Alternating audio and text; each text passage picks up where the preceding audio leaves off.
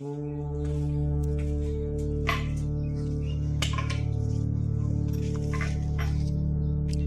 ما صورت اكتر من 100,000 بورتريه جاي اشارك معاكم اللي انا اتعلمته.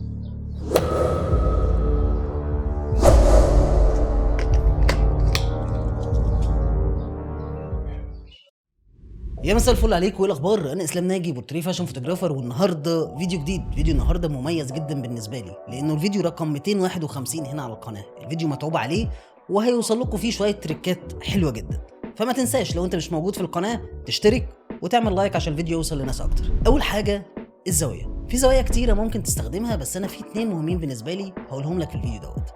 ممكن لو انت عايز تخلي الشخص اللي انت بتصوره يبان اقصر او ارفع تبتدي تاخد زاويه اعلى، والعكس لو انت عايز الشخص دوت يبان اضخم او يبان اطول ممكن تاخد زاويه اقل.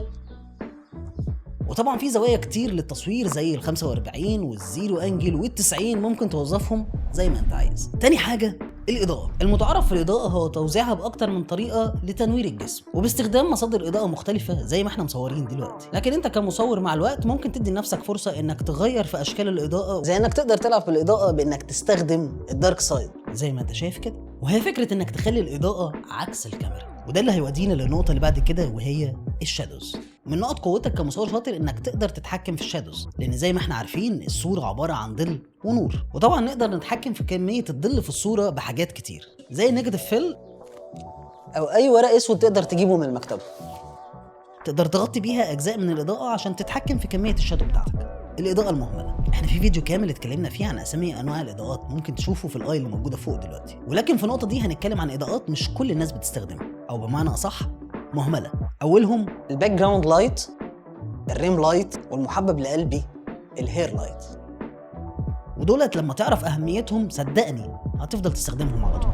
فكره ان الالوان تكون مريحه ومتناسقه مع بعض هتقوي البورتريه بتاعك جدا. طب اقدر ازاي اختار الالوان بتاعتي؟ في قواعد لونيه كتير او نظريات الوان كتير، منهم الكومبلمنتري كالرز والمونوكروماتيك كالر. الكومبلمنتري كالر عباره عن الوان بترد على بعض في عجله الالوان، فانت لو جبت عجله الالوان، ودي مهمه قوي ان انت تكون عارف الالوان اللي بترد على بعض فيها، وجبت اي لونين قصاد بعض وحطيتهم في اللبس او في الخلفيه او اكسسوارز ملبوسه او ايا كان هتوفقه في البورتريه بتاعك، هتطلع بنظريه مظبوطه او بالوان مظبوطه ومتناسقه ومريحه للعين. ونظريه المونوكروماتيك كلر من احب النظريات لقلبي، وديت عباره عن ان انت ممكن تاخد شيدز او تدرج لوني من اي باليتة الوان وتبتدي تشتغل عليهم. ممكن تاخد تدرج ورا بعضه او ممكن تاخد الافتح واللون الوسط واللون الغامق زي ما انا عامل دلوقتي، ابيض اسود جراي. النقطة اللي بعد كده هي الفيلينجز. فكرة انك توصل احساس من البورتريه بتاعك او تبقى عامل سيناريو عشان توصل احساس معين من البورتريه بتاعك مهم قوي. والفيلينجز احنا بنتحكم فيها عن طريق حاجتين، الاضاءة والالوان، وده اللي نقدر نوصل بيه شعور الوحدة او الغضب وغيرها من الفيلينجز المختلفة.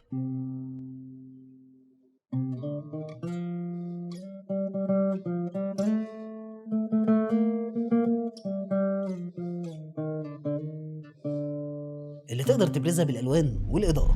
واخر حاجه معانا هي الكونتينوس شوتنج. فكره انك تصور صور كتير ورا بعض وتدي مساحه للي بيتصور ان هو يتحرك بحريته ويطلع شخصيته في الصوره، صدقني هتلاقي اكتر من صوره كويسين قوي ومميزين مش هتعرف تاخدهم في البوزز العاديه. الديتيلز، المشاهد دايما بيحب يكون مركز في التفاصيل، فانا لو جيت قلت لك ان ايدي دي كان فيها ساعه، ابتديت بيها الفيديو وبعدين اختفت ورجعت تاني، طب زود عن كده كمان ان الاضاءه اللي موجوده الناحيه دي ما كانتش زي ما هي طول الفيديو، طب الاضاءه اللي موجوده الناحيه دي مش هي برضو طول الفيديو، طب الوقت اللي انا صورت فيه اصلا المشهد اللي انا بصوره دلوقتي هو بعد الوقت اللي انا صورت فيه المشاهد اللي انت شفتها في الفيديو كلها، فهل انت كنت مركز؟ ولحد هنا اتمنى يكون الفيديو عجبكم، شكرا لكم جدا والسلام عليكم. استنى، بما انك وصلت لحد هنا فانت مميز بالنسبه لي زي ما انا مميز بالنسبه لك، وكل الناس اللي وصلت لحد اخر الفيديو لحد الحته ديت ليهم مفاجاه كبيره بالنسبه لي. خد سكرين شوت وابعتها لي على الانستجرام ويعرف المفاجأة بتاعتك.